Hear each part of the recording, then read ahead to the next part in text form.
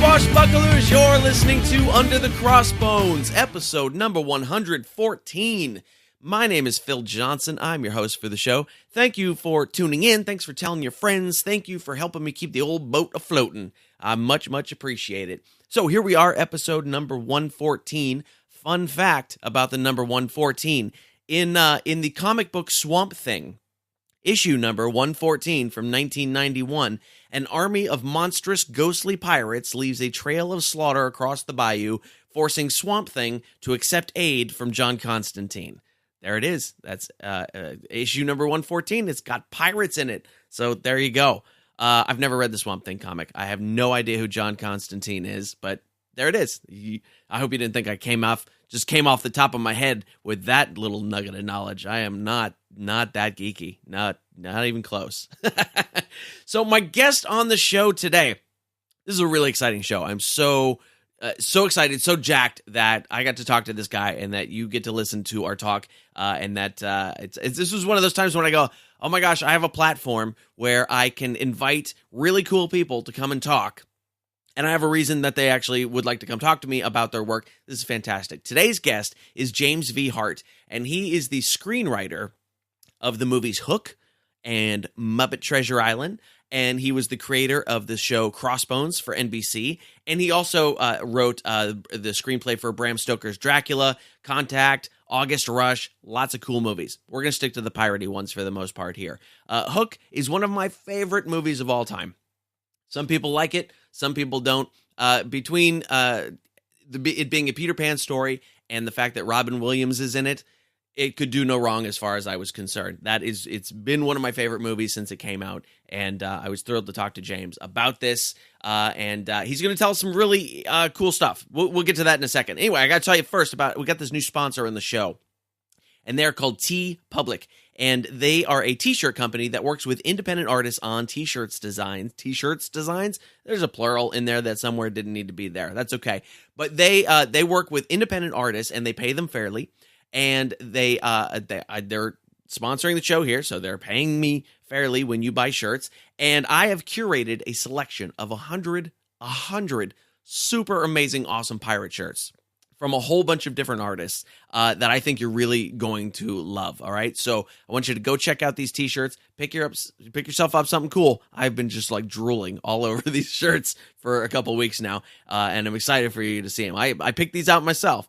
So definitely go check them out. There's funny ones, there's sexy ones, there's scary ones. You are going to find a pirate shirt that you absolutely have to have. So go to underthecrossbones.com/shirt. That's underthecrossbones.com/shirt. You can see all the shirts that I've picked out for you, and you can pick up some for yourself. The artists get paid, the show gets supported, you get an awesome t-shirt. It's a win-win. Thanks TeePublic for doing that. So James Hart we're going to talk about Hook. We're going to talk a lot about Hook. He's going to give us the lowdown on the actual genesis of the film. There's a lot of incorrect information out on the internet about how the movie Hook came together, but we're going to get the real deal story from the guy who created it right here. So that's coming up.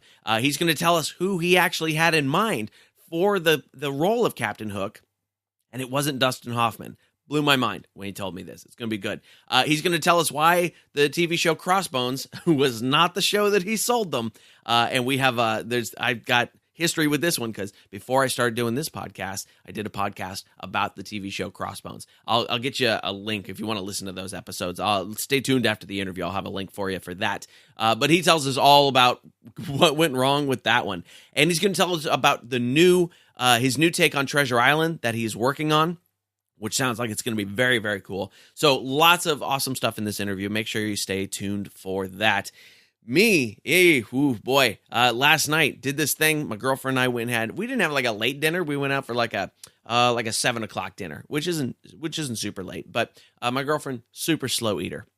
And we went to an all-you-can-eat Mongolian place that she likes a lot. And so we didn't get out of there until like 8:45, close to 9, right? And we were stuffed. And I don't know if you've ever done this thing where you have like a big late dinner and then you can't sleep.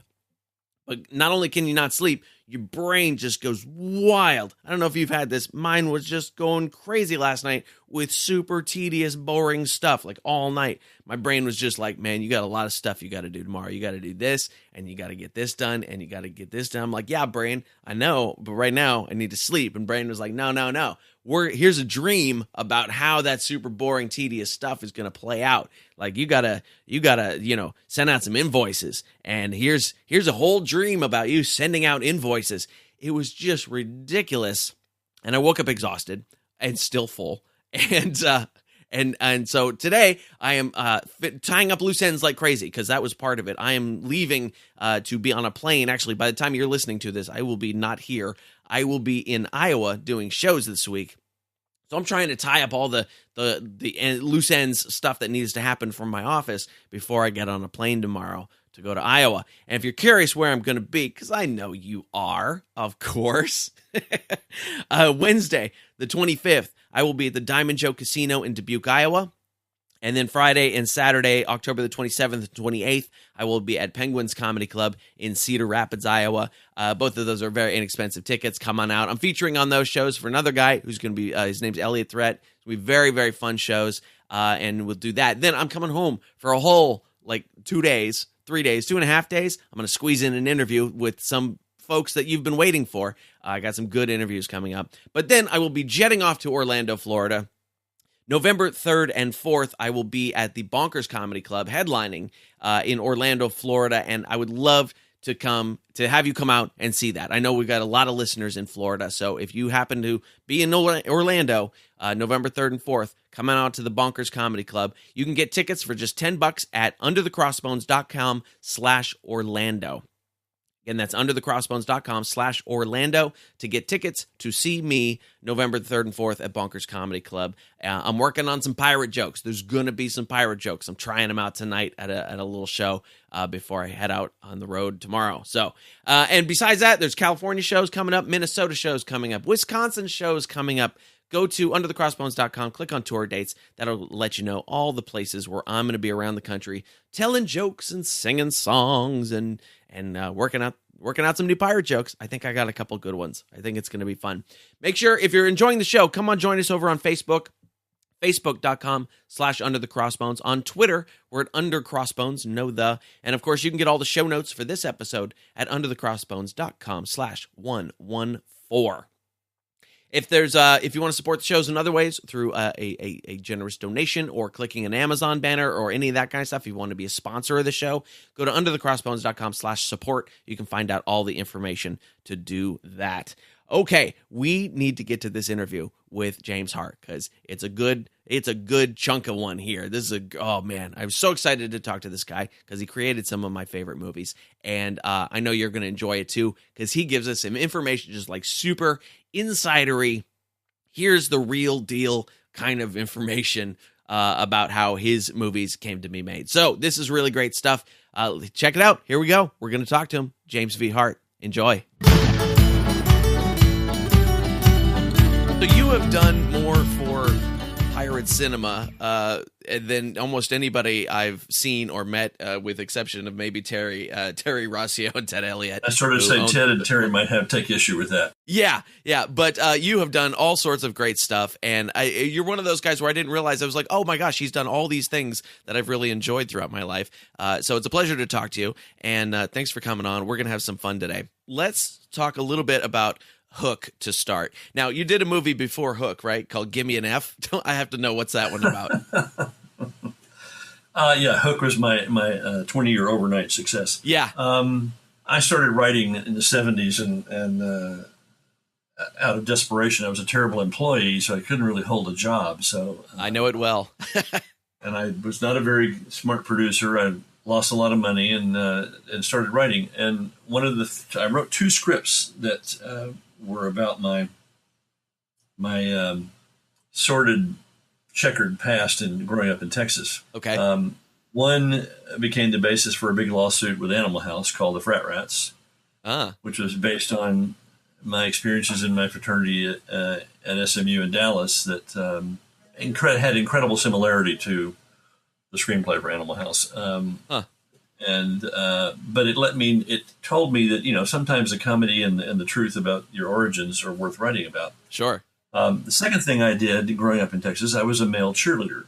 Okay. In those days, there were those of us who preferred to ride in the buses to the games with the cheerleaders in our lap, as opposed to getting beat up on the football field and having to earn it the hard way. So, right. And I became a professional cheerleader. I worked for the National Cheerleaders Association. I did clinics all over the United States in the 60s.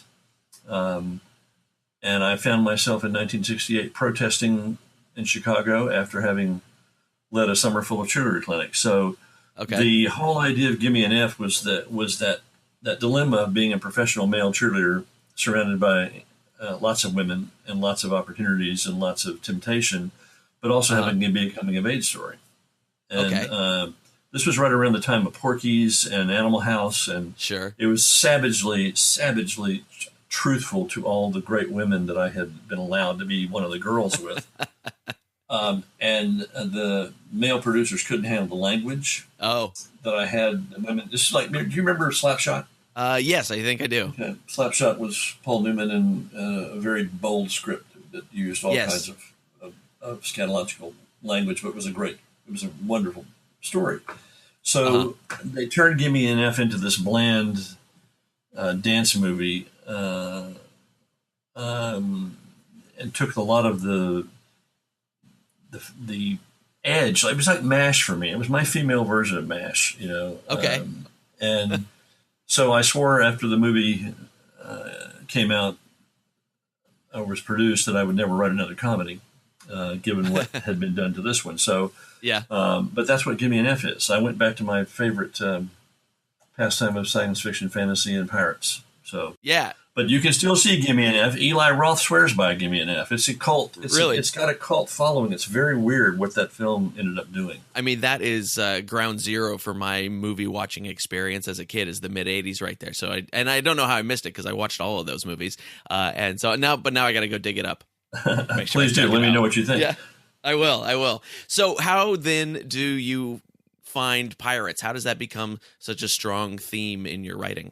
Well, it's been since I was a kid. I mean, my mother, Alice, who's Dancing with the Stars now, she made me my first. I meant that literally in the other world. Yeah, I gotcha. the other adventure of my dad.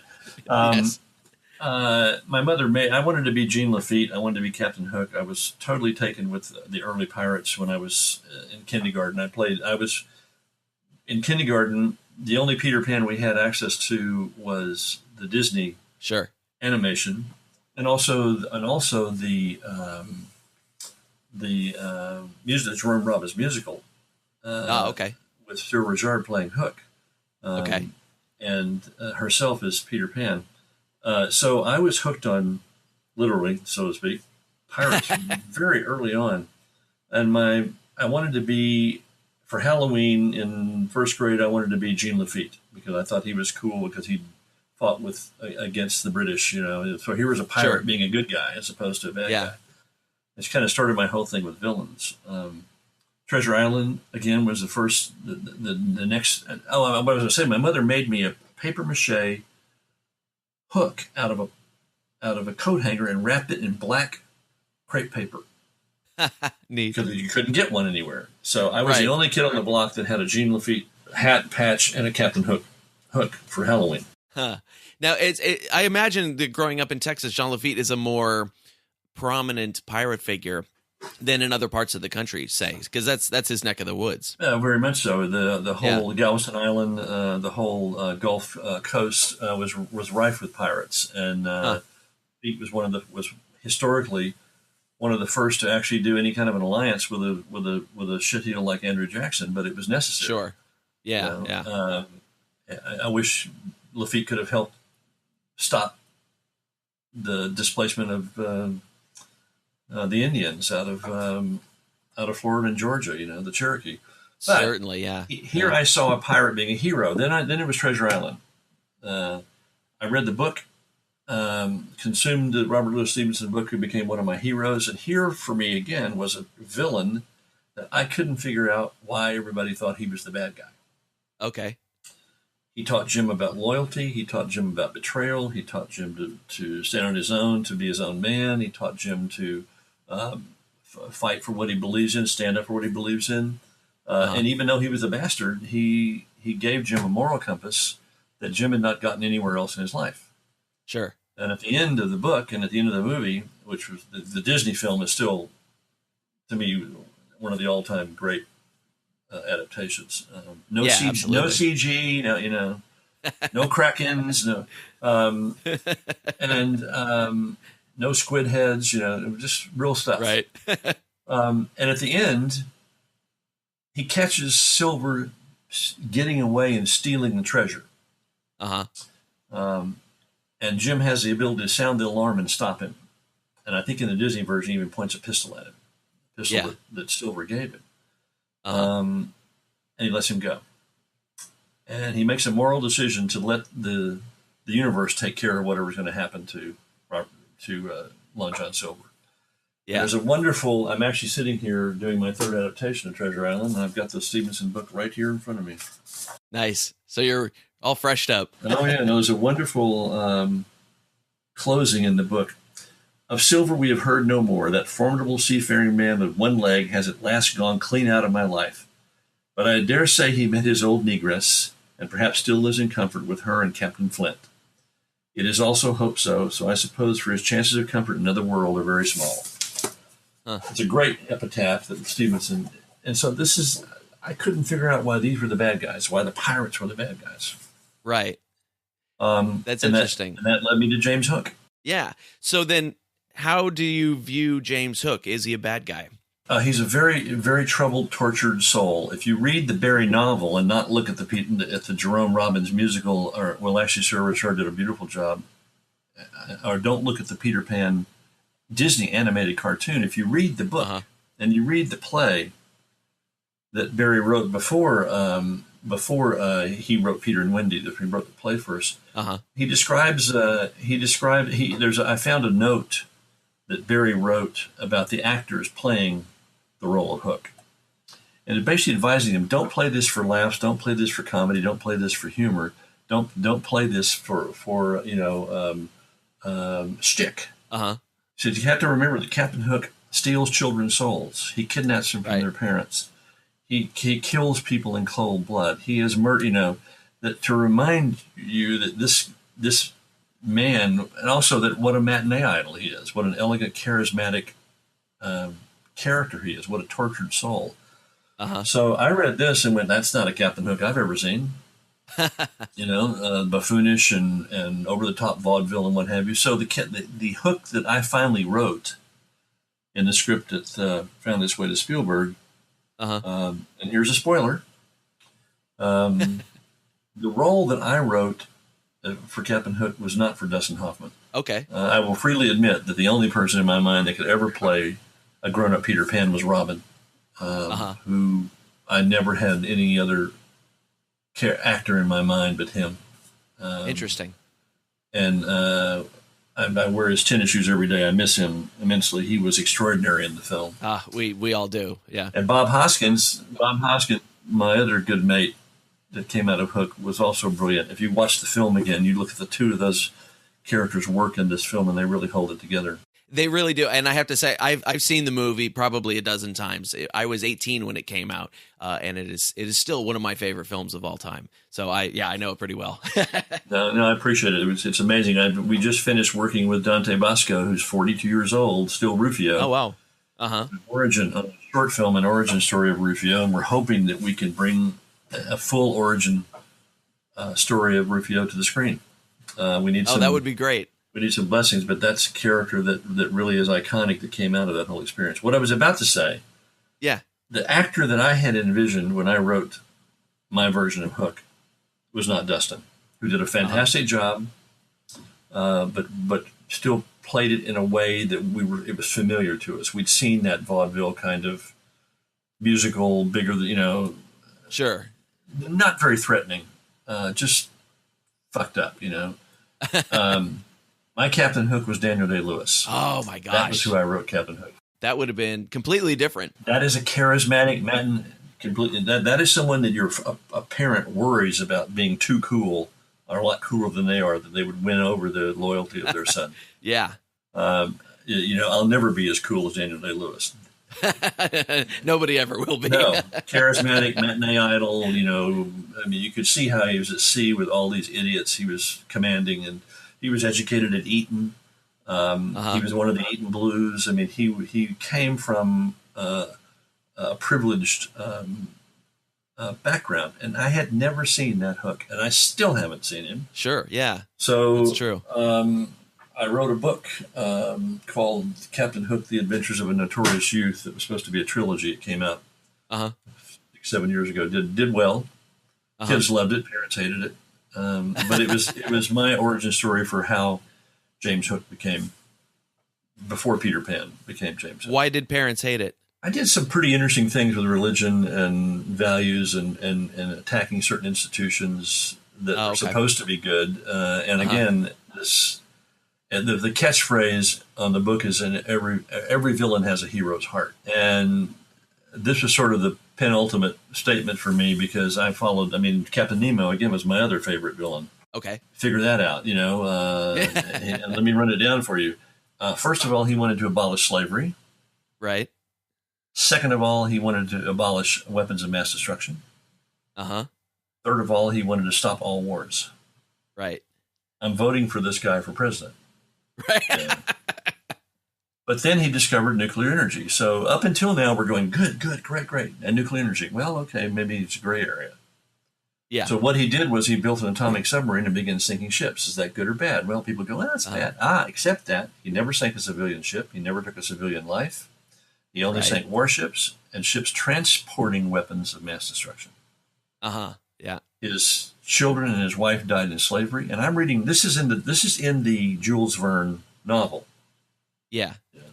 Because when I watched 20,000 Leagues Under the Sea with my dad and my mom, the great James Mason, Kirk Douglas, all the, Peter Lorre, just a brilliant film for its time. You even see it today. Again, no fucking CG. Yep. I cried when Captain Nemo got shot and died and sank, and the good guys came in and killed him, and he blew up his laboratory. I'm sitting there crying. I go, why is this guy the bad guy? He took nuclear energy away from us because he knew what we'd do with it.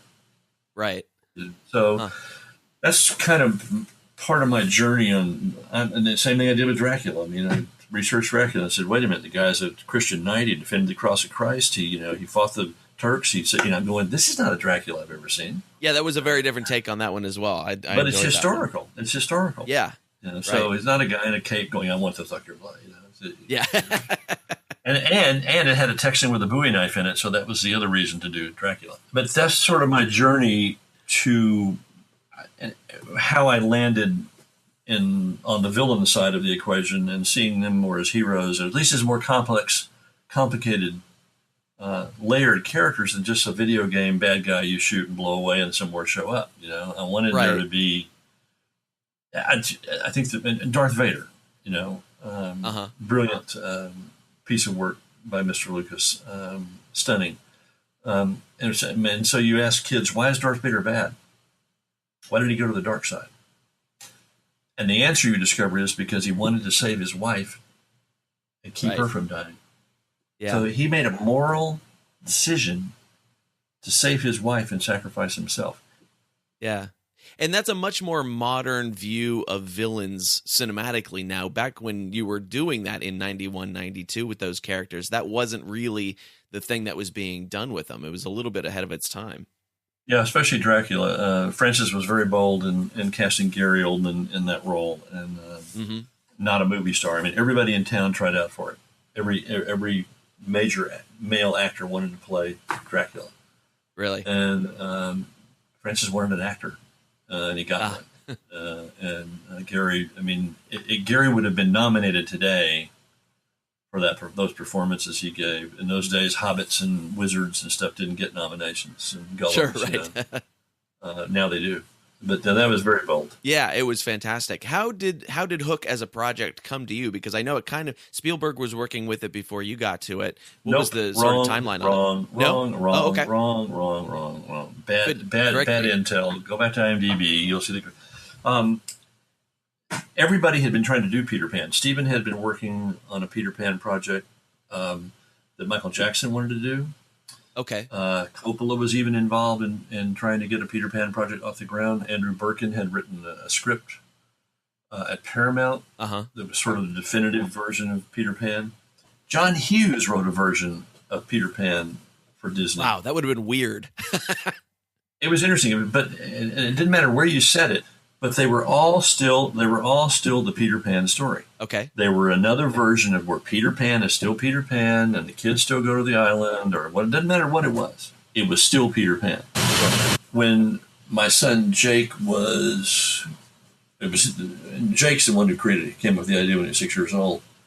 Huh. But when my son Jake was 3, he did these weird kind of, Picasso drawings that every parent goes, oh, look at that. It's brilliant, Right. Yeah. And then there's Jake, what is it? And Jake said, that's the crocodile eating Captain Hook. And, we turned it sideways and upside. Yeah, I can see that. Sure, Right. And then Jake said, but Captain Hook got away. The crocodile didn't eat him. This is age 3. And I'm going, wow. The crocodile did not eat Captain Hook. He's still out there in the world. And that was when I even said the line, what would the world be without Captain Hook? I spent the next 3 years trying to figure out a way to do the return of Captain Hook. Neat. And I kept coming back with the same thing everybody else did, Stephen. Everybody was trying to do the new Peter Pan. Right.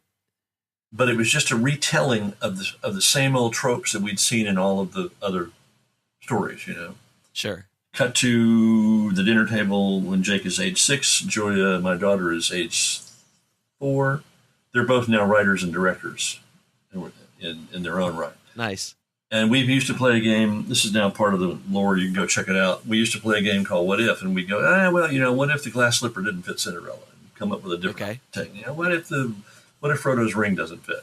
He's a bad magician at bar mitzvahs. So what if Prince Charming had bad breath? So Sleeping Beauty's still asleep.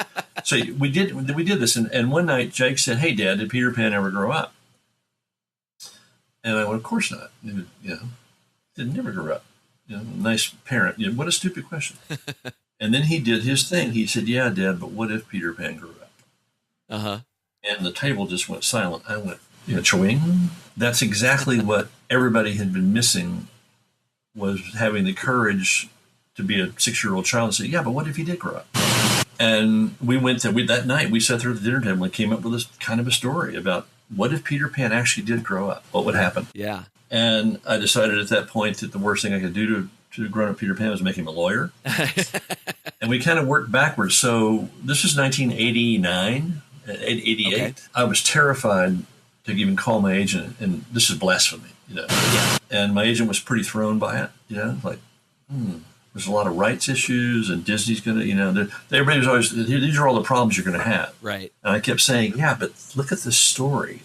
We all gave up. It was all about losing your childhood and growing up and forgetting you could fly. It was about giving up all those dreams you had as kids and becoming capitalists and lawyers and greedy and, and materialistic and all this stuff. It was all the things we'd given up as kids. And I pitched it around town, got turned down everywhere. Everybody thought I was crazy. I remember one executive, listened to me and he said, this is a great story, but I just don't believe grown-ups can fly. Oh, okay. If I could have flown out the window at that point, I would have done it. Yeah. 8th floor of the Black Tower at Universal, I just go out the window. See? Right. Screenwriter dies trying to prove that, pancakes into. Anyway, it got to a point where I met Nick Castle, who had done The Boy Who Could Fly, which I still think is a brilliant gem of a small independent film, very grown up in his themes about suicide, just stunning. And Craig Baumgarten and his partner had developed a script that I had done at Sony, and they said, "What's the project that's on your shelf that nobody wants to do?" And I said, "Hook." And they read the treatment and went, "Wow." And I had been through where even Lasse Hallström was going to do a version of Peter Pan. my agency stopped representing my project when Lasso was going to go do Peter Pan. Oh, wow. So anyway, I showed Gary and his partner the treatment, and they went, "Wow, let's do this with Nick Castle." And we set it up as a very, very low budget, low end, low ball development deal with Jeff Sagansky at Sony. Okay. Sort of like a present. And then Nick had directed a film they loved, and sure, we'll let you guys go play. Here's a little money. Uh-huh. So Nick and I disappeared for a year, smoking cigars and drinking good wine and single malt and doing voices and working at his place. And I would fly out to sleep on a friend's floor in the valley and communicate by fax to the kids. And I mean, it was, we were on a mission. Right. I had a lot of people to thank for that. I had a friend loan me money so I could get through the development. And we got the script and we did the script and we turned it in, and Jeff Sagansky had left. And that's the first thing that you worry about. Oh, new studio head, we're dead. Yeah. And it was Mike Medavoy who came in, who became a real champion of the project. And he read it and went, wait a minute, this is, wow. Granny Wendy's grown up, Peter Pan's grown up, they got kidnapped. Captain Hook comes and kidnaps it. Well, this is great. So Nick was moved off the project, sadly, because it was no longer a $10 million low-budget film. And it went out to 5 directors. Oh, and that's when John Levin, my agent, still my agent of all these years, came to the rescue. He read the script and went, this is huge. Okay. So he went to Robin. He took the script to Robin and Dustin, knowing that Dustin wanted to do a big family adventure and that Robin was perfect for the part. He went and got them to sign on to that script before there was a director. Oh, wow. So Steven had no chance to change the casting. Yeah. And they went out to 5 directors on one weekend, and one of them was Spielberg. And my wife, Judy, had always known if Steven ever found out about this, he would drop everything and do it. Just based on the idea, not, Yeah. Didn't matter whether the script was any good or not. He would just go, yes. And he did. And it was a life changer. But Steven's fingerprints of the Peter Pan he wanted to do are all over the film. Oh, okay. There were 5 musical numbers that were shot that were originally written by Leslie Bricusse and John Williams for Peter's musical version of Peter Pan, plus some new ones that fit the new story. And that was part of the problem. Steven had all of these wonderful ideas from his version of Neverland that you had to try to keep up with, and it got a bit unwieldy. But it is Steven Spielberg's version of Jake Hart's version of J.M. Barrie's grown-up version of Peter Pan. A little bit committee. Yeah, it was an incredible experience. The kids grew up on the set. Jake was a lost boy. He fought became a fight choreographer because of it. Our daughter's in it. Oh, wow. That's great. They got to see all these ideas that they had come to life by great people like Anthony Powell, a costume designer, and John Napier, who did all the sets for all the great musicals we loved. Everybody, the people that came to work on the film came because of the magic of the story. And it really was the kids. Every day Robin would see Jake on the set, and he'd come up to Jake and bow and go, "Thank you, Jake, son, for my job. Thank you, Jake, son, for my job." Everybody knew it came from the kids. That's so great. Well, they would have to become writers after that. That's magic. Well, they had no choice. So they saw everything else that happened after. They went, we're gonna make sure we fix this. But I didn't mean to jump on you but I do resent the fact that everybody thinks that it was Steven Spielberg's idea. It wasn't. It was my 6-year-old son. Yeah, no, I like that correction. Absolutely, that should be known. Who's now 37 and is actually working with Dante Basco. They did a short film together that won a bunch of awards. Nice. And he's now working with the other 2 writers on the Rufio origin story. That'll be great. We hope we find a way to make that happen. Steven has to bless it, and Sony has to bless it, and there's some young filmmakers that want to do it. They have to be blessed. But it's nice to see that character 25 years later is known all over the world because of Dante's performance, and because it's the one character that's not in Barry that I came up with. Yeah, and that's what I thought was interesting as part of that movie, was that there was a new character. I thought that was a brave move to insert a new character into that mythology that had never been seen before. And anybody my age, if you go Rufio, That's right. We all know exactly what you're talking about. Yeah. Well, I took him to Austin a few years ago for a screening. We had another one last year, and I walked him into my favorite, bar sandwich hangs in North Austin. And the kitchen staff is all there. It's an open kitchen. They all suddenly walk in and they start chanting Rufio. He's 41 years old or 40 years old, and you look at him and you know it's Rufio. That's so great. Yeah, that's been really, really wonderful to see that all these generations of kids that came after that never saw the film on the big screen, that discovered it in DVD, that discovered it at their homes on broadcast, that it is a potent, seminal film in their growing up life. And I think you never knew that until you got out there and people started coming up to you and going, God, I love, and started reciting lines. And I don't think Stephen ever realized how successful the film really was. He was not a big fan of the experience. He had a rough time. I think when you're deep into anything like that, you can see all the flaws of it and things like that we as teenagers just didn't care about. I'm sure we noticed. In fact, I heard the movie being talked about on a movie podcast recently, where they kind of it was a podcast based on defending your movie, essentially, where people bring in a movie and defend their point of view on it. It was pretty interesting, and Hook was the subject of the show, and the general consensus was that, it's flawed, but it's still really fun. And they seem to see it as a kid's movie. Did you picture it as a kid's movie? No. And that was part of the problem. J.M. Barrie didn't write Peter Pan, the book or the play, as a children's only handholder story. It's got some very dark themes in it. Certainly, yeah. And, I've talked to kids that came from broken homes that talked about what their parents went through. There was some stuff that Stephen did. If you haven't seen Close Encounters, the reissue, go see it, because it shows you Stephen at his extreme best and his most honest when he's dealing with those parent and family issues. It's just it's a brilliant film. It's 40 years old.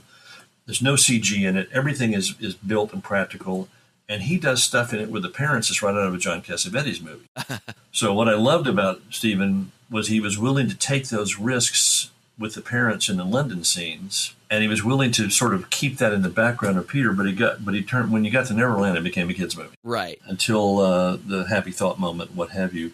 But it's interesting because the film is edited in a narrative structure the way I wrote it. Okay, not the way Stephen shot it. There were several other writers on who were all writing at the same time, and it narratively got unstuck, and I was allowed to send him notes on Sunday night at his helm on the fax machine. I was allowed to look at the dailies and see things and go back to the script quite clandestinely, because there was other people that were more important than me at that point. Even Tom Stoppard even came in and wrote scenes. There was like, what? So I'll give you an example. In Hook, there is a moment where they go to the clock museum where Hook is going to try to convince his son to break his father's watch, and it's a great scene, because there's nothing kids like to do more than destroy shit. So Charlie comes with wonderfulness. But there's a moment at the end of that scene where Hook holds up the baseball to Jack and says, I will never ever do what your father did. I will always be at your game. Blah, blah, blah. Right. And in the script, it goes completely to 5 more scenes before you cut to the baseball game. Okay, yeah. And I came back to Stephen. And said, once you show him the baseball, you must go to the baseball game. Please go to the baseball game. Don't give the audience 5 other scenes to wait for that payoff. Don't do that. Yeah. And I mean, like me telling Stephen what to do. It was a note to him saying, please look at this. Yeah. And sure enough, in the editing room, Michael Kahn said he's cutting straight to the baseball game. All that. And so you see scenes moved around, like when the daughter sings, When I'm All Alone, and all the pirates are listening on the deck, and there's Jack with the baseball in his hand. Right. Out of continuity. And Bob Hoskins said, come on, Jack, tell me about the baseball. Do you ride horses? So but this is way before the payoff in the clock museum. Sure. Here's the baseball to go to the baseball. So it was not shot in a narrative continuity the way I had originally laid it out. Interesting. Stephen and Michael Kahn edited it that way, and I think made the right decisions on how it's structured. That's interesting. But internally, the Neverland stuff got out of control. Yeah. As it sometimes does. One other spoiler, since you want me to talk. I had written a scene.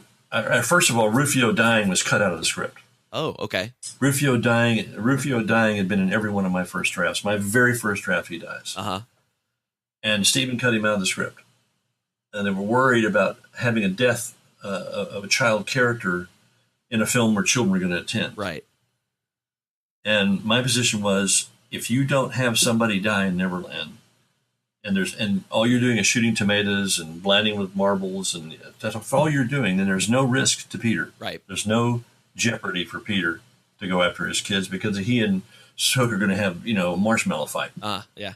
And this bothered me. I was off writing Dracula. We were on the same Sony lot, so I had Transylvania on one side of the lot and Hook on the other side of the lot. It's kind of a heady time for this writer. Yeah, my golf cart said Hook and Dracula on it. And then one day, and I was really distraught by it. I said that it's not killing Rufio is a huge mistake, and politely voiced that to many people. Kathy Kennedy, and I went off and was working on Dracula, so I said, I'm just going to stop thinking about it. Right.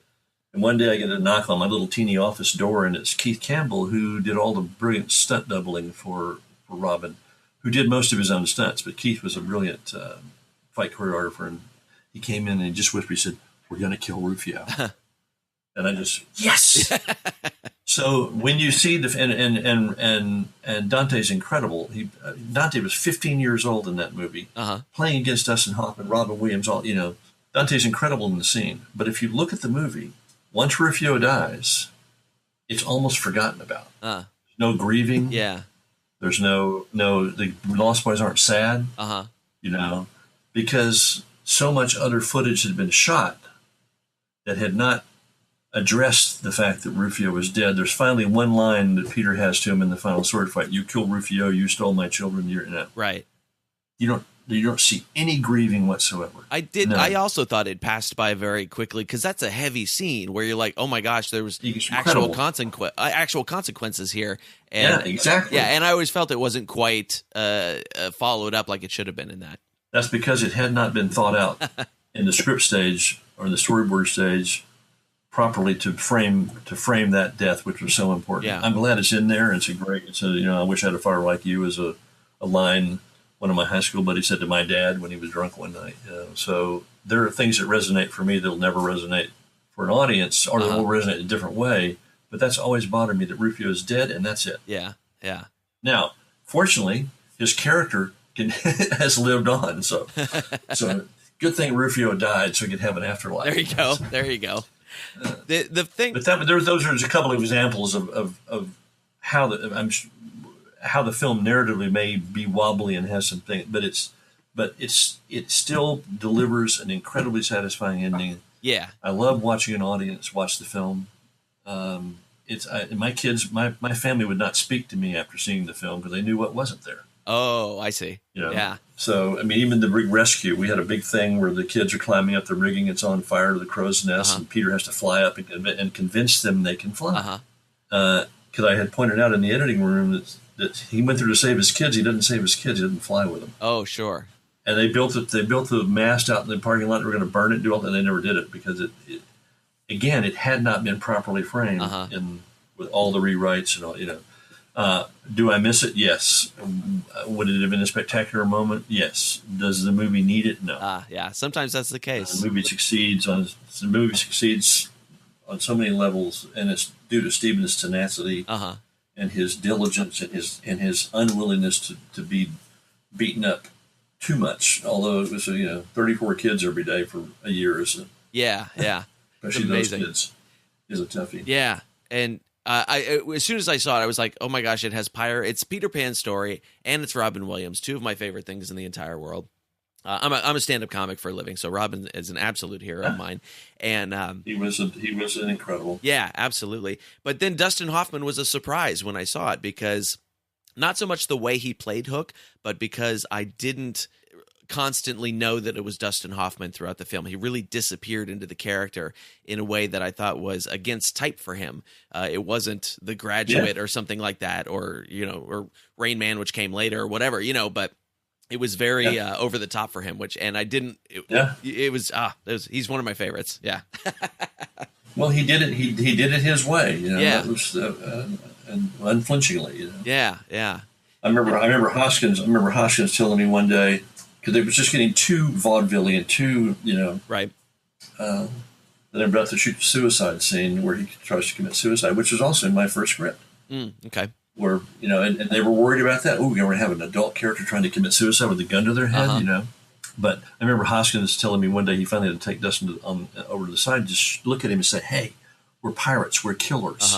We steal children, we kill Indians. We're not just a couple of Nelly Queens, batting it around the bedroom, So Bob was one of those course correctors.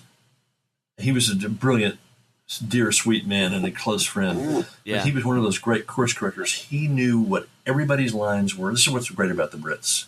He knew what everybody's lines were, knew what everybody's motivation was, knew where everybody's supposed to be. I mean, he knew the story in the world. So he could correct, when a character started going off track, he would go, listen.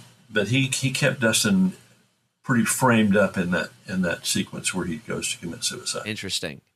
Yeah, that was an odd scene because it's very dark in the middle of what is at that point, at least in the film, a pretty light film.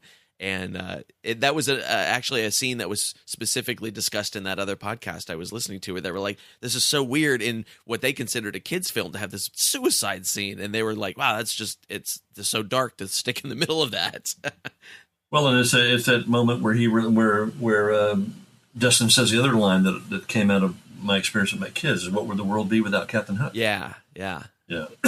Which I love the way Dustin says that. Yep. It's that kind of throwaway, but it's not really a throwaway. It's like I'm reaffirming my existence on the planet. Sure. Yeah. It's so great. So let's jump ahead a little bit here. So you do Dracula, and then you end up doing Muppet Treasure Island, which is definitively a kid's film. How does that come to you? How does that project come about? Brian Henson and I had met during Hook. Okay. And we really took to each other and enjoyed our time together. And he was doing Dinosaurs, the TV show at that point. Oh, yeah. And the franchise was running out of the Muppet movie franchise was kind of, his dad had died. And they were looking for new ways to reboot the franchise. So doing things without the Muppets was one way of doing it. We met, I went to the set, we yacked a bit. And he came to me in 94 or 93. They were about to pull the plug on Muppet Treasure Island at Disney. Oh, okay. The scripts weren't working, and he said, would you just look at it, And and when I read the script, there were no humans in the script. Oh. Jim Hawkins was a Muppet. Long John Silver was a Muppet. There were no humans. And my position was, you can't do this film and have everybody. It's like not having any humans in Star Wars, just R2 and C-3PO. You can't do that. Right. And I said, you can do everything else you want to, but you got to make Jim and Silver humans. And he said, Frank Oz doesn't want to work with kids. That's why. And I said, well, I guess, Miss Piggy has got some drag here. So they brought me in to do a rewrite, and Brian's brother, who we also lost him way too soon, lived up near our house up in when we lived up in the Catskills on the Hudson River. Okay. So Brian and John and his amazing development executive, her name will come back to me. We spent 3 days snowbound in my house on the Hudson, and we figured out how to take what they'd done and bring human beings into that world, and also give Long John Silver that layered, likable, lovable, dark villain that I had always envisioned him to be. That he was really there to be Jim's guide, not his betrayer or his devil. Right. He was there to teach, sometimes by bad example, but he really was there to give Jim a leg up in life and know that he would survive. And that they didn't pull the plug, and so Brian brought me in to work with the great Jerry Juhl, who'd written so many of the Muppet films and Muppet shows in the early when Jim was alive. It was a real privilege to sit at the table with those guys. I got to go to table readings where they were all doing the characters, and I also learned a great lesson. The Muppets are an institution. Miss Piggy. I mean, when Frank Oz's hand goes up Miss Piggy's skirt, he's Miss Piggy. Right. We would have story meetings, and I would go, well, we were trying to find a role for Kermit to play, and I kept saying, no, Kermit would never play that role. he can't do that. That's not. The public will never accept him, So it was, we'd be doing a line, and he said, Miss Piggy can't say that. It's, we have to find something else for her to say. It's too risque. Oh, okay. So I learned a lot about the Muppets. They were like Miss Piggy should have had her own bigger trailer or something, I learned that they were living, breathing beings. It was like an archaeological dig. And that Kermit had, it's like trying to cast John Wayne as a circus clown or something, or Cary Grant and some kind of homeless guy, Yeah. There's movie stars, and Kermit and Miss Piggy are movie stars. Sure. But it was the most. I watched them work. As Brian, I think, is one of the most underestimated directors we have. He's now gets to work with his Dirty Muppets with McCarthy. They're doing a comedy. But it was an incredible experience seeing them all work together and how they did this. Yeah. And I was a hero to my kids because they'd grown up on the Muppets. I'd grown up on the Muppets. Sure. Yeah. And it really stuck very closely to the book. Yeah. Which I always like to go back to the book. Sure. Yeah. Even Jim, I finally got to write that moment where Jim and Silver part ways. I finally got to write that moment. Nice. At the end. Nice. That's an interesting dilemma with Kermit, though, figuring out what part to put him in, because he's almost got that Mickey Mouse problem where Mickey Mouse is just a nice, plain kind of guy, and it's everything going on around him that creates the comedy and the plot and all that kind of stuff. So it would be kind of hard to place him in a script like that because you don't. It was. Yeah. And Disney's been altering Mickey Mouse a little bit, but he almost had to be reactive, and he couldn't really be Smollett was such a stiff character in the book, right? So to have the romance between him and Benjamina Gunn, that's how we Ben Gunn is the leftover from the previous Flint destruction of the pirates, and why Silver's come back. So we turned Ben Gunn into Miss Piggy, right? So they could have a romance. Yeah. That's great. That's great. Yeah, I love that one. I had it on VHS. It was wonderful. That's how far we go back. VHS. Oh my gosh. No. Yeah. VH1. I still got to look at the VHS tapes right here from that same period. So after Muppet Treasure Island, you go nearly 20 years before revisiting Pirates, and there was Great Contact and Last Mimsy and August Rush, all really fantastic films. And then then you do Crossbones for NBC. I think it was NBC, right? Yeah. Yep. I can see. Yep. Now let me give you some background on this. My first podcast before doing this show was a Crossbones podcast. It was a weekly discussion about every episode with a couple of comedian friends of mine, and we loved the show. I can't wait to hear them. Yeah, we dug it, and it lasted exactly 9 episodes, just like the show did. And so the show did. Yeah, so going in, and it should have been. We were so mad about the way they ended it too, with the smashing the last 2 episodes together. You think you were mad? Think you were mad? So that project was really. I mean, the casting itself. It was John Malkovich. We called the podcast was called Being Blackbeard. Because we thought we were being creative. John Malkovich playing Blackbeard is a bizarre choice, but it was so good. How did that come together? How did he become involved with the project? Well, this is a tough one for me because I was not a fan of what what we sold was not what they delivered to you. Okay. The reason it only lasted 9 episodes is because they completely derailed a project that I could have written for the next 5 years, and Blackbeard. Who we'd never seen before. Yeah. The project originated. My writing partner Amanda Wells, we still are working together. She found the book in an airport in the Bahamas called "The Republic of Pirates" by Colin Woodard. Yeah, it's a great one. Which is a brilliant nonfiction historical book. Yeah. About what happened in New Providence in the Caribbean after the Spanish War of Succession was over, and where all of the privateers came to become pirates. Story of Blackbeard, story of Ralph of Sam Bellamy, story of Stede Bonnet, story of Calico Jack, story of Charles Vane. I mean, it's a really well-researched historical document. Yes. Mm-hmm. And I had shied away from pirates because nobody wanted to touch it because of Terry Rossio and Ted. Right. And the Pirates of the Caribbean scared every studio away from pirates. Interesting. So, because I tried, I wanted to do Captain Hook. Nah, we're not doing it. My book was, nah, we got Pirates Caribbean. This was different. Amanda said to me, "You're not through with pirates." And when I read the Woodard's book, what he basically framed was what really happened in between 1710 and 1715, the golden age of piracy, was the first democracy was formed by pirates in the Caribbean. One man, one vote, no racism, slaves, 40% of the pirates, of the runaway slaves who split, landed in New Providence, where they had equal shares of gold. They could be captains. A captain was voted on by the crew. The Commodores had a council. They had a declaration of moral rules and laws. They had insurance, and they set up a republic that was the first democracy. They freed the slaves 150 years before Lincoln did. Yeah, yeah. And they had a representative democracy that was run by pirates. Right. Because all of them had lived under royal rule, all of them had been persecuted by kings and queens, all of them had been treated like shit, serving in the navies that they served in. Yep, absolutely. Even captains, and I mean, so in the research, Blackbeard is named Edward Teach. He's a very accomplished. He was a teacher. He could read, he could write, he could spell, he could do math. I mean, he came from an educated background. He loved books. All he wanted to do was buy land in North Carolina and have a tobacco, plantation, live like landed gentry. Right. Wanted to be a grandfather, and he cultivated the look.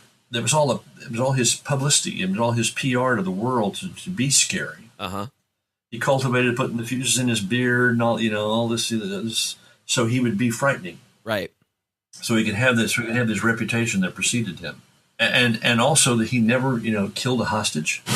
So all these things, again, who are these villains that we've taken and fucked over and how we treated them and represented them? Why can't we just show you what was really there instead of all this made up shit, so we make sure our kids don't want to grow up to be pirates? Sure. Too late, Yeah. They all want to grow up to be pirates. Yep, here we are. So Amanda and I sat down and we said, this is a pirate show. We've never seen. Let's do it as a series.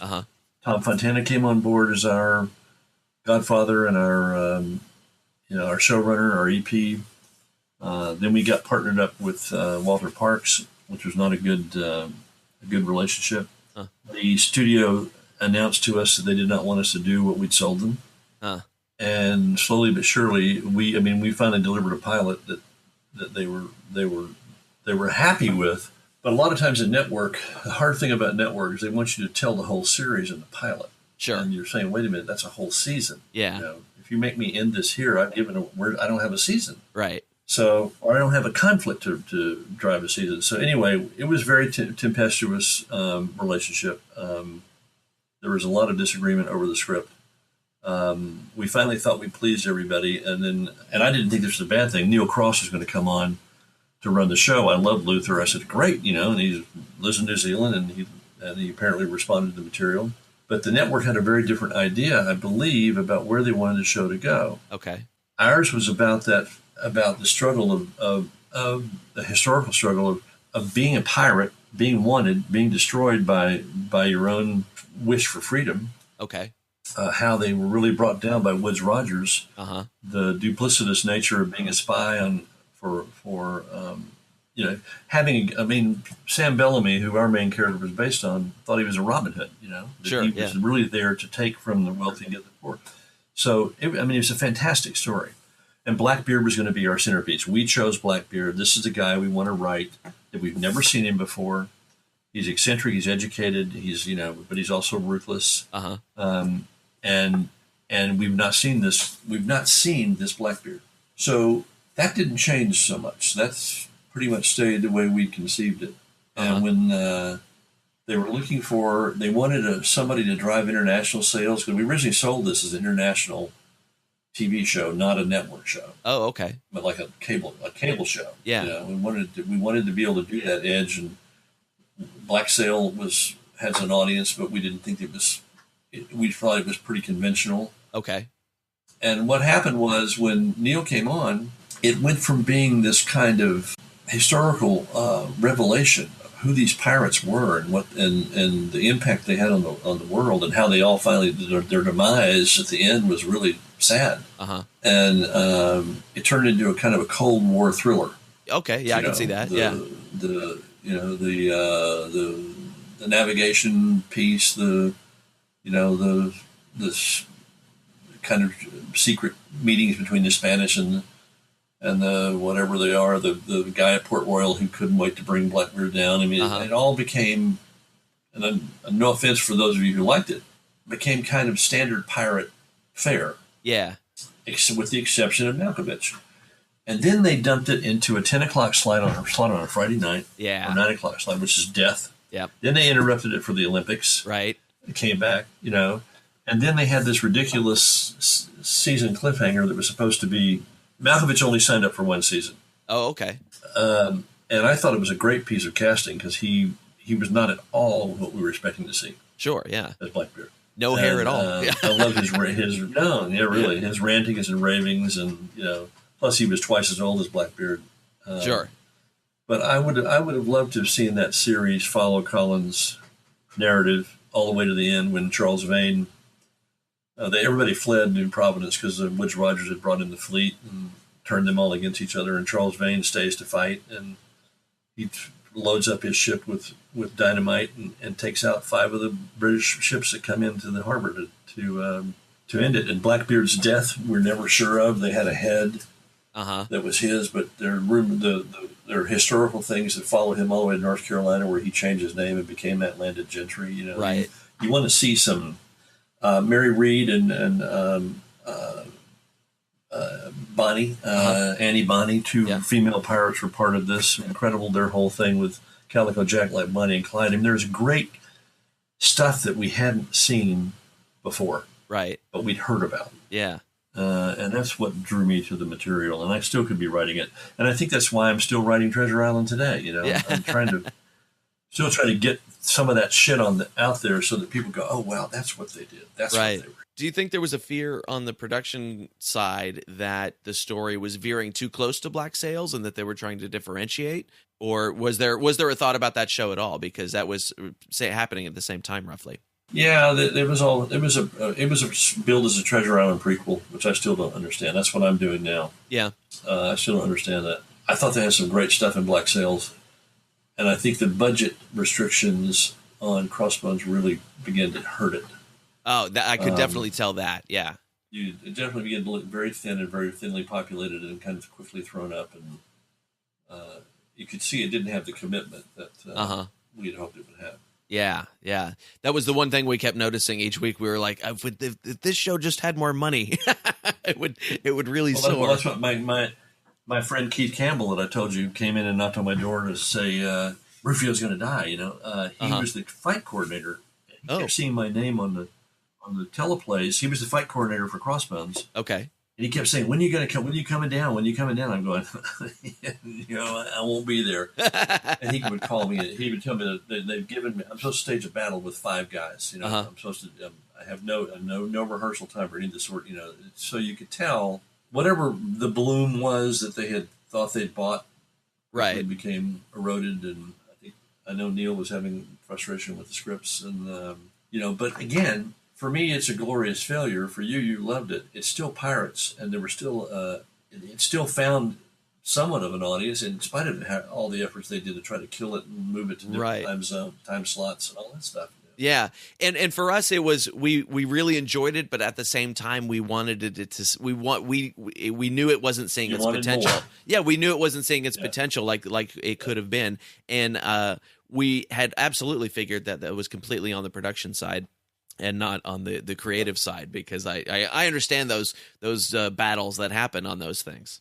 Well, I think Neil had a vision that even that was hampered by producers and people that were trying to like to be in control. And Neil Cross doesn't need anybody to tell him what to do. He should have been left alone. I would love to just seen what he came up with if they'd left him alone and let him write the episodes and play it out his way. I was, if I was going to be replaced by somebody, I was happy to be replaced by Neil Cross. That's always a nice thing. It's a little thing I do now so I don't feel bad. Who replaced me? Oh, Neil Cross. All right. Not some 14-year-old that won, the short film contest at Sundance. Yeah. At least there was a proven experience. So, and now I'm sitting here doing my third adaptation of Treasure Island. Yeah. So let's talk about that. What's the scoop on that? Again, this is playing a little bit with blasphemy here. Okay, I'm all for it. David Oyelowo has attached himself to the project to play Long John Silver as a man of color. Okay, and where are we going to know him from? I've looked at his credits, but where would most people know him from? David was in Selma. He's now doing a big picture with Doug Liman. He's he did the King of Katwe. He played Martin Luther King. I mean, he was in Star. I mean, he's one of those actors that everybody wants to work with. Right. He's just an incredibly decent, very kind, very thoughtful, incredibly accomplished actor. Huh. And he also happens to be a big Errol Flynn fan like I am. Nice. He also happened to be the #1 fencer in the United Kingdom when he was at Oxford. No kidding. That's interesting. And wants us to be an unapologetic hero movie with lots of sword fights and lots of funny lines and lots of daring do. Interesting. So what I'm getting to do is to go back and look at that Black experience in the early 18th century in England and in the Caribbean, and find a way to create an early legend around Silver when he still had his leg, before he had lost his leg. Kind of what I did with Hook before he lost his hand, when he was a young man. This is the adventures of John Silver as a young man. Okay.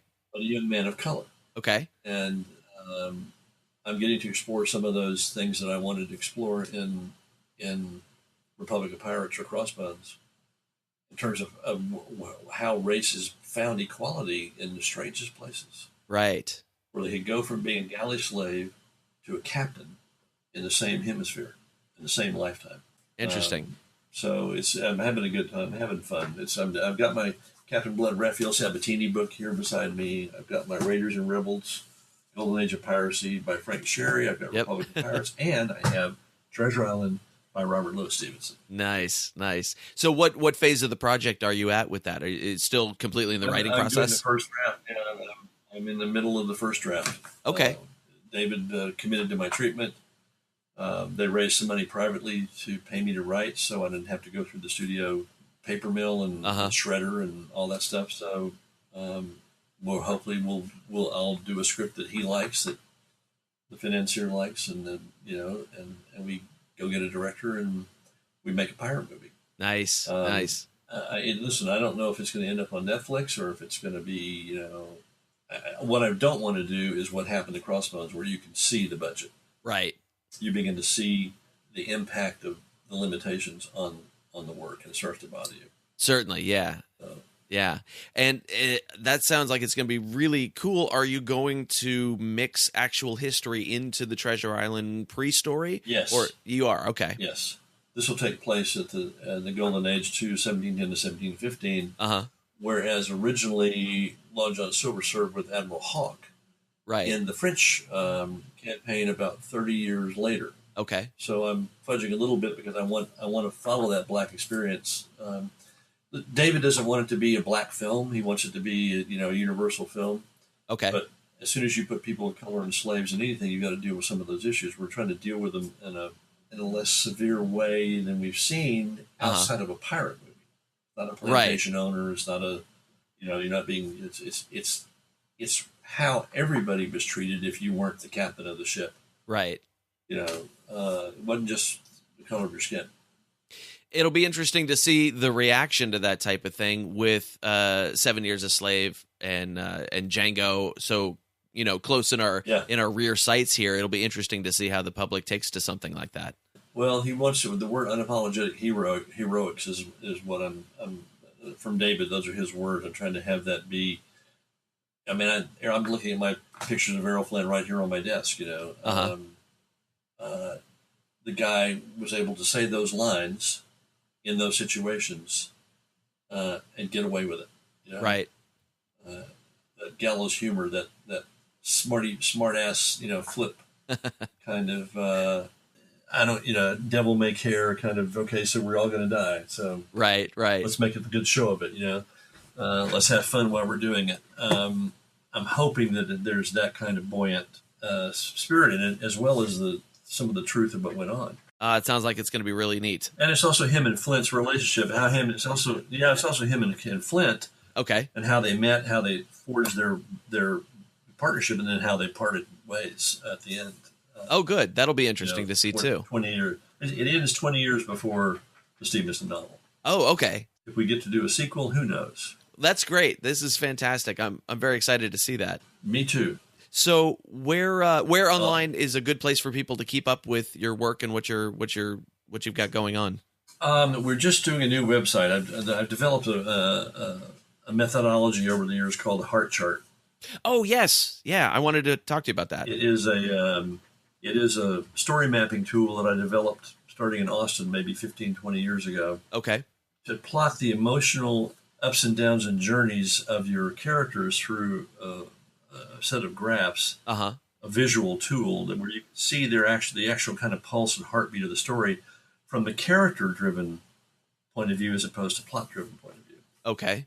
And it started in Austin, and I would draw these pictures on the board and show you the high points and low points, and we gave them names, and there's certain signposts and things that happened. And it began to be used as a rewrite tool. Okay. By taking your existing script and plotting it and seeing where you're short, how long the character's been off the page, all that stuff. But really an emotional journey as opposed to by page 10, this must happen. By page 15, this must happen. You must, the inciting incident must occur here.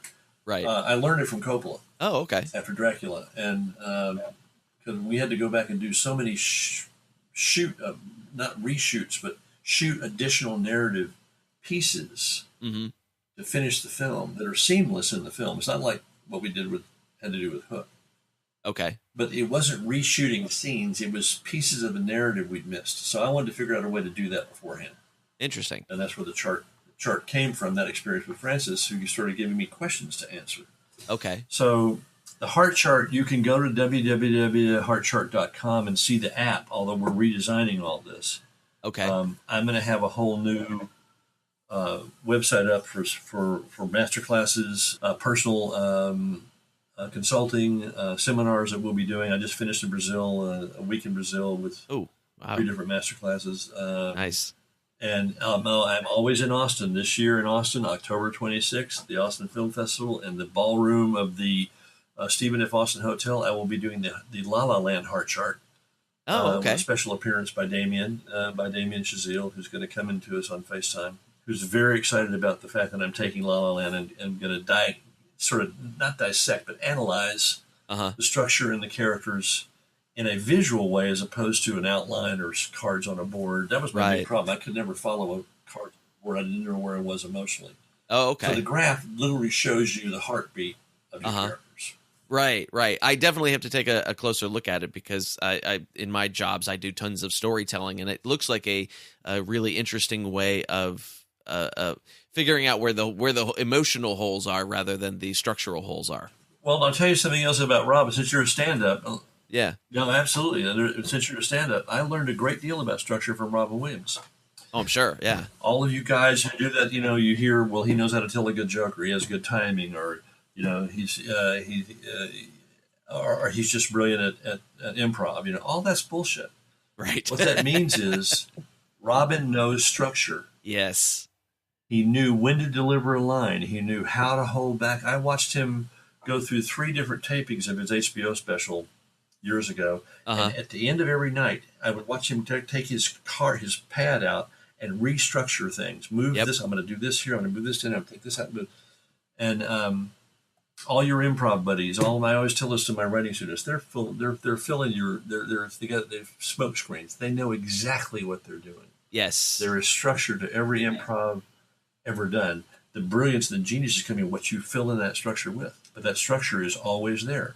Yeah, and making it look like there's no structure, because that was where Robin was a master at, was hiding the structure. The drunk Scotsman telling the story about how he invented golf. Oh God, is one of my most favorites. Brilliantly structured routines. Yes, yes, absolutely. And you don't usually find a comic that can pull that off that late in their career. That was that is one of my favorite bits of all time, is that golf bit. And that's something you would normally expect. Yeah, you would expect a comic to do that sometime in their first 15 to 20 years. Right in that pocket would be where they would hit a gem like that. And he hit it so much later on, and it was just magic. That's a great bit. Yeah. I saw him do that live for the first time for the HBO special, and I've watched him do it 10 times since then. And yes, he does shadings and he shifted around, but the punchline was always the delivery of satisfying ending of any story. You could not imagine it ending any other way. Right. Yep. I make him do it 18 times, Yes. Yeah. But so when I hear, oh, you're just doing a formula, you want all movies to be alike. It's not true. No, not at all. Yeah. Structure's embedded in the ether of the universe. Yes. And the great storytellers know it, and they know how to use it. So it's not the fact that every story is the same, or every chart is the same, or every outline is the same. It's what you do in between those signposts. It's what you do and how you, as you said, make people not be aware that there's a structure. Yes, yeah. The good storytellers that sat around the campfires, they're the ones that had you leaning in for days to listen to what they were talking about. Right. The bad ones got their tongues cut out. Yep. Nice. So that's at heartchart.com, right? Heartchart.com. We're redesigning it, so don't just go on and start thinking you do the app. It really is a serious, committed writer's tool. And I've had actors use it for improv to rewrite a play. I've had novelists use it. I've had it be used now to plot out a whole season of a series. There's lots of different uses. But if you just go in and look at the examples, do the 7-day free trial and go look at the example. Look at the hook chart. Look at the Dracula chart. Look at the Cinderella chart. And hit animate, and you'll see it come to life, and you'll see the real value of the chart, where you can actually follow the characters through the ups and downs, and the successes and failures, and the triumphs, and the rejections, and it makes your script come to life. It's not just words on a page anymore. Right. That's fantastic. I'm definitely going to look further into it. Yeah. My claim is you will never face a blank page again. Oh, okay. That's a nice, good. I would love to never face a blank page again. You may face some shitty ones, but they won't be blank. That's great. Well, I know there's a lot of writers who listen to this show, so we will send them over there, and I am definitely going to go check it out further myself, because I can use all the help I can get in my writing, that's for sure. I use it every day. I'm doing it right now. Fantastic. So I will make sure that all is in the show notes and everything, so people can go check it out. And Jim, this has been super fun. Thank you for your time and for coming on. I really appreciate it. I do too. It was a treat, and you caught me at a good time because I needed a break from pirates. Now I can go back and practice my arr. There you go. Nice. Thanks. Thank you, sir. And there it is, friends. That is my interview with James V Hart. Man, that was super fun. I was way into that talk. That was really great. You can find out more about what he's up to. Go to heartchart.com. That is ground zero for that new project that he was telling us about, and I need to dig deeper into that too as my writing career goes on. He also asked me to tell you about his daughter, Julia Hart, who herself is a writer and director and actress, and at the age of 10... What were you doing at the age of 10? I don't know. I was playing video games. At the age of 10, she started this charity called PeterPanChildren'sFund.org that encourages philanthropy in children and adults. It looks like a really great organization, and you should definitely check it out. Go to PeterPanChildren'sFund.org and then reflect on what you were doing at the age of 10, and probably it wasn't starting a charity. We're sponsored today by Pirate Radio, the Treasure Coast.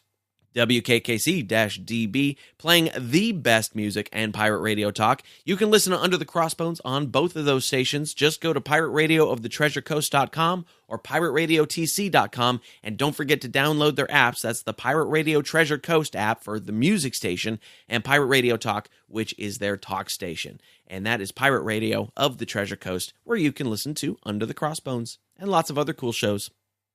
I have an ebook for you today, Alexander Exquemelin's Pirates of Panama, or Buccaneers of America, whichever title you prefer. It's out there under both. Originally published in 1678.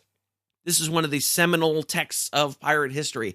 Alexander Exquemelin was a doctor who ended up on pirate ships, wrote about his adventures, and now you can read it too. And I've got a nifty little ebook version for you.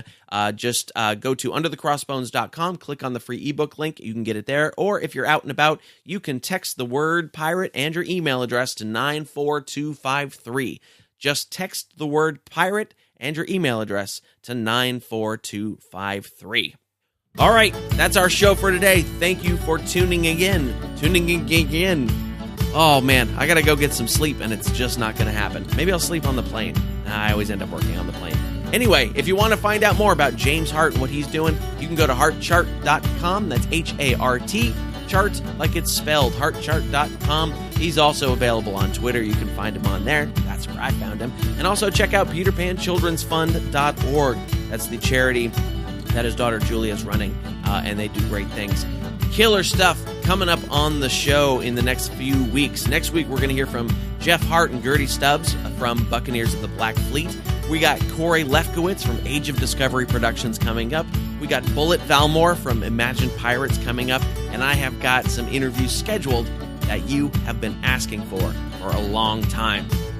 Coming up. I don't want to announce them until I got them in the can, but they're coming up. I got some good ones. Good ones. All right, that's our show for today. Thanks so much for tuning in. Again, go to underthecrossbones.com/114 for all the show notes, and I will see you next week.